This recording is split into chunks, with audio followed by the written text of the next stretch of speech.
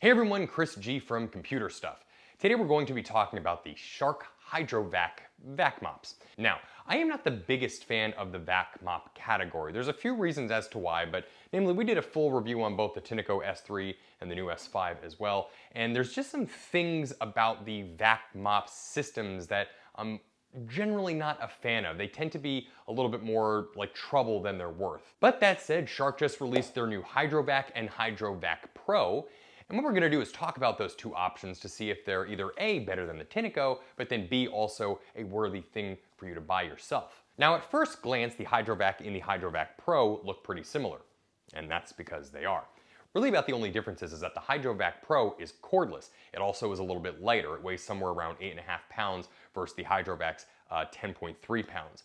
The other differences are a little bit like in terms of aesthetic. One is like basically blue, the other one is white, and then of course the HydroVac Pro is a slightly smaller profile. Nothing that you'll notice in terms of using it for cleaning, but it is just a little bit lighter, a little bit smaller to kind of just make it that general cordless convenience, makes it a little bit better. Other than that, that is pretty much where the differences stop. So we would have assumed that the corded version of the vac mop would actually be a little bit stronger, but Shark hasn't released any official numbers, and in all of our practical tests using these devices, we found that they effectively operate the same. So as a result, we don't really even think the corded version is really worth buying, much less reviewing at all. So today we're going to focus just specifically on the HydroVac Pro cordless version. Again, if you want to save a little bit of money, you can get one with a cord, but heck, if it performs the same, why not just pay a little bit more and get the added convenience of the cordlessness? So much like the Tineco, and for that matter all vac mops, it requires that you fill up the little container with cleaning solution. So you pop this little blue button or hit this little blue button and out comes the tank. Now all you got to do is fill this thing up to the line with water and then the rest of it with the HydroVac chemical. One bottle is included and then basically an additional bottle is just 10 bucks. It's not too expensive. From there, close the cap and you pop it on the top. And the rest of it is pretty simple from here. All you got to do is pop it back, hit the button, and on it goes. Now let's talk using this thing here for a few minutes. Now there is a little button here on the top of the HydroVac. It sort of switches it over to an area rug mode. I don't really know what that does other than maybe stops or inhibits the flow of water. But that is actually one really nice thing about the HydroVac is that it doesn't use as much water as the Tineco. In fact, that's one of Shark's biggest selling points against the Tineco, and for that matter most of the vac mops, is that it is simply a little bit more efficient than its competitors. And I can vouch for that. I would have to refill the Tineco tank several times in a go, whereas I've really only had to refill the HydroVac tank once while doing this entire office. Now another feature of the Shark HydroVac is the odor elimination mode that it has on area rugs. Now that really is not so much a feature of the vacuum itself, but more so the concentrated liquid that they give you. So in the chemical, there is effectively some kind of Febreze type thing in there, again, God only knows what, that is supposed to basically aid in getting odors out of carpets and rugs. So like if you have like a lot of dogs, pets, that kind of thing, they leave behind some smells, then the Shark is supposed to do a pretty good job with getting rid of those odors. Now, the one thing that I do really like though about the Shark, again, versus like let's say the Tineco, is that the brush roller itself is supposed to be sort of like interwoven with silver and some other antimicrobial fibers and things like that. The idea being that as it sits there when it's moist and after you do the self-cleaning mode, rather than you having to like go through a tremendous amount of effort to make sure that the brush roller is clean, it's just naturally not supposed to get as funky as it does on some of the other vac mops. So I can vouch for that feature. We had ours sitting around for a couple of weeks after we did some of our demos, and everything else about it smelled, but the brush roller itself was actually odor-free, so that worked out pretty well. And the other kind of cool thing about the HydroVac, unlike the Tineco, is that it doesn't talk to you quite as much. Well, actually, it doesn't talk to you at all. So the Tineco had this bad habit of always trying to tell you its status. Charging has commenced. Auto-detecting. Whether to run self-cleaning cycle. Please clean dirty water tank. Cleaning solution. Please begin self-cleaning cycle.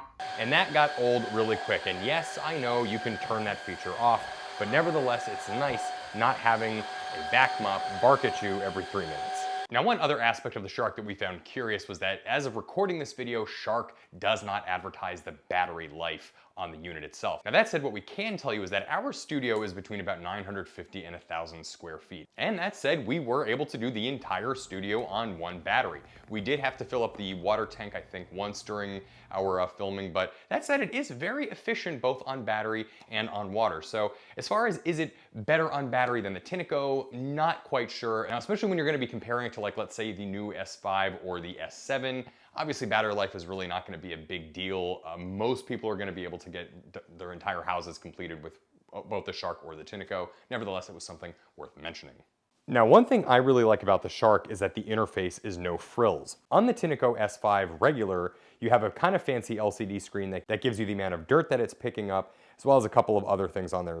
Whereas on the, oh, and by the way, on the Tineco S5 Pro, it also has a really fancy LCD screen that gives you a lot of added information that, frankly, I'm not really sure most people actually need.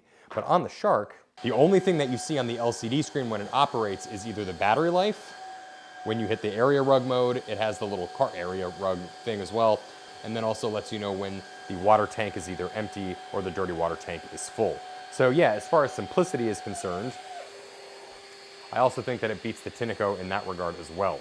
All right, everyone, so we're going to do the dust test now. So on the Tineco, one thing that always bugged me was that if you had a piece of dust, kind of like this little bit of dust right here, that's right up against your trim, the Tineco was not able to suck that up. It basically proved that the suction capabilities of the Tineco were lacking.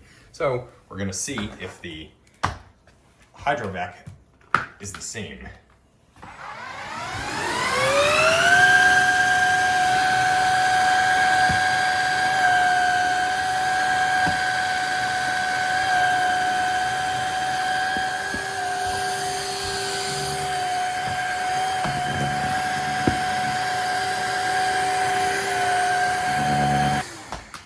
All right, so what that pretty much proves is that if you want to get it from the front, no dice. However, the edge suction on it is actually not too bad. Let's go ahead and actually, while we're at it, let's go ahead and flip this thing up and just kind of see what this looks like from beneath. So there's really nothing that would indicate why it would suck it better from the side than it would on the front of it, but you know, whatever, it did it.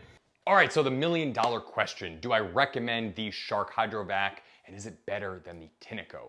I do think that it is better than the Tineco S3 by a long shot. There are parts of it that I like better than the Tineco S5. For example, I like that the interface is simpler. I like that it doesn't bug you quite as much. I do think the suction power on it is even maybe a little bit better in some circumstances, although the suction on all of these VacMops tends to suffer a little bit. There are some drawbacks. The front little area where the brush roller meets the plastic like brim thing, that thing gets caked with tons and tons of crap, and you do have to take that off and wash that out almost every single time. It's also harder to clean than it is on the Tineco. But that said, the brush doesn't smell nearly as bad as the Tineco. As far as emptying out the dirty water compartments, they are both kind of a pain in the butt. I would say that the Tineco maybe takes a slight edge. But that said, the HydroVac from Shark is also significantly cheaper, and you can tend to find them on sale even sometimes for about 250 bucks. So between the HydroVac and the Tineco, I think you are probably better off buying the HydroVac if you just need a no frills vacuum. But if you really need something fancy and you've got like just almost $1,000 burning a hole in your pocket, then you may want to look towards the S5 Pro 2 or now even the new S7. Both of those have some sort of features that may be attractive to fans of this particular stuff. Overall, it's a products category that I'm still not totally sold on, but I do see the merits behind it. So if you need something that's kind of quick and easy to just sort of vac and mop your floors, I do think that the Shark is a solid option. If you have any questions regarding the Shark HydroVac, please feel free to reach out to us into the comments section. Please like and subscribe, and we will be back with another video really soon.